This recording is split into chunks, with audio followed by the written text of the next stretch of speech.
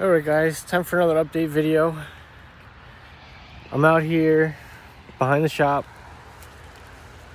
over by Little Creek here because yeah, it's just been working way too much, not sleeping enough, but in any case I gotta keep pushing forward anyways, and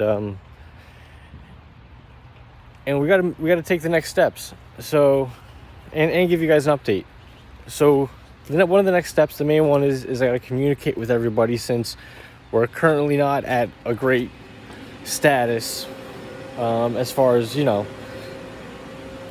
a lot of people are waiting more than they were told they were going to be waiting. A lot of even the regular shipments are just trickling out. We are shipping some stuff, but you know, it's been busy. We have excuses. We don't need that. But we do have, you know, all four machines running today. Last of the reeds and all that. You got the hubs. These are cases ready to ship. This machine's running these little stainless pieces.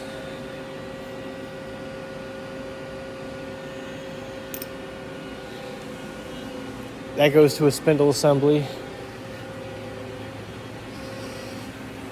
So much hub stuff to still like go over and all that.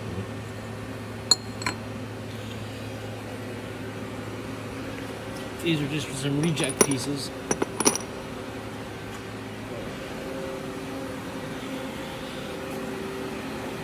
Running some axles today. Some hub bodies. Something running this machine today.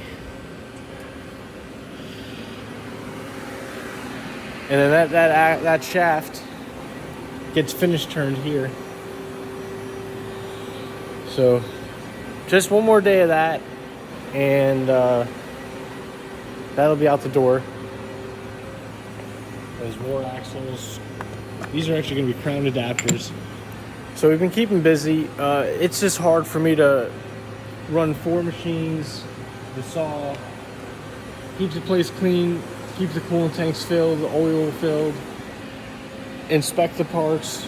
So I gotta organize my inspection tools and all, and ship and communicate. But I need to communicate with everybody, and let's cut to the chase.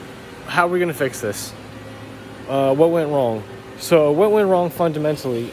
I know I said, you know, and it has always been the truth, I didn't get a line of credit. And that is probably the largest thing. But at the same time, you see I have a lot of stuff in the shop. I could have diverted some of my cash flow away from buying more equipment and purchase, you know, hired somebody sooner. I've always had part-timers. That actually has gone pretty good, but they were always like transitory types, and where they had bigger aspirations that were not related to manufacturing typically, and they've all moved on. Great. And that's happening now with my latest. My fiance here is now looking for a job, and so I would need to replace her too as an employee at the company. But why did I not employ a full-timer? That's the real question. I think like 8 years ago or something like that, I've tried partnerships. That actually came pretty close. But really, you know, so I'm watching some videos. So, you know, I try to watch a lot of like improvement videos and business coach and that type of stuff, believe it or not. What is it? How did he word it? This guy, Patrick David Bett. So I'm afraid of, you know, I needed training, and I'm still working on training myself to be able to handle and confront situations more upfront and not be afraid. And what I was afraid of was things getting ugly, because sometimes, in many conditions, I'm not nice, and I don't like when I'm not nice, especially in a professional setting. So I would avoid it, and that would, you know, you'd see that in the group where I don't talk to people for a while. You know, if I'm not sleeping a lot, I'm especially prone to not being nice. if I'm overworked and not sleeping, and I have a bunch of other things like even like right now, just good paying customers, I'm just having trouble tracking down their checks. I don't know where the checks are, and I'm a lot of money I'm waiting for, and I don't have not a lot of sleep. So I need to learn how to still be nice under those conditions. And because I was afraid of that, I wouldn't hire people as a means of preventing ugly confrontation in a professional setting. I take employing somebody very seriously, and especially a full-timer. So that was that. But you know what? Times have changed. I can't always just keep dwelling on that same excuse. I need to overcome that. So I'm confronting that head on, and we're moving on higher. Now, in addition to that, I was supposed to move. Now, my fiance is graduating school in weeks, and the plan was to just after she graduates school, relocate the business. And part of that was, maybe she'd be able to get a job before we even move the business, and then we can locate both of them within reasonable range of each other. That was the thinking, and doing our due diligence, we shopped around and we got a good deal. We really fell in love with this place, so we just moved in. It is nice and peaceful. I can ride the motorized bikes out here. I need to get riding again myself. I haven't had anything to ride just because I've been working. No time to put myself something together. So, again, cutting to the chase, we need to hire now. There's no more excuses. I have 10 times more work available than I process.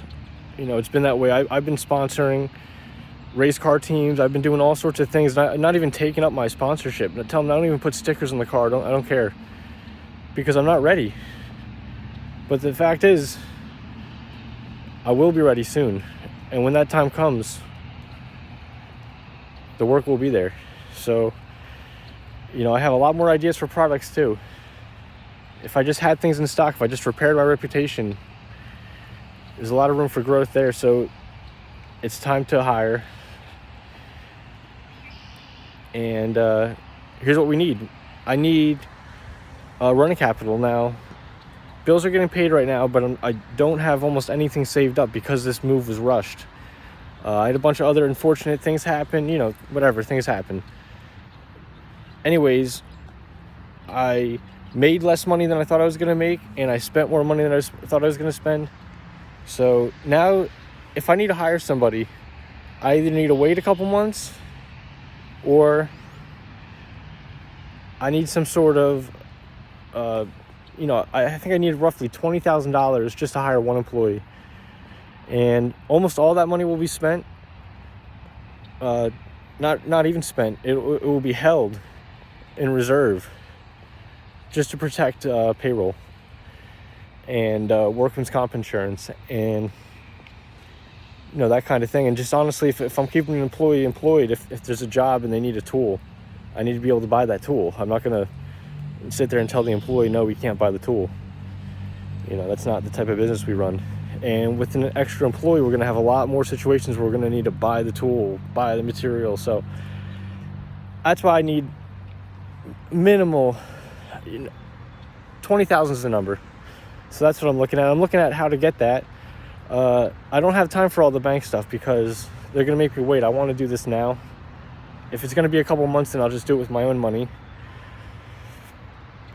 So I've been chatting with ChatGTP, coming up with different things, and I think a bargain thing I can offer somebody is 2% of the profits for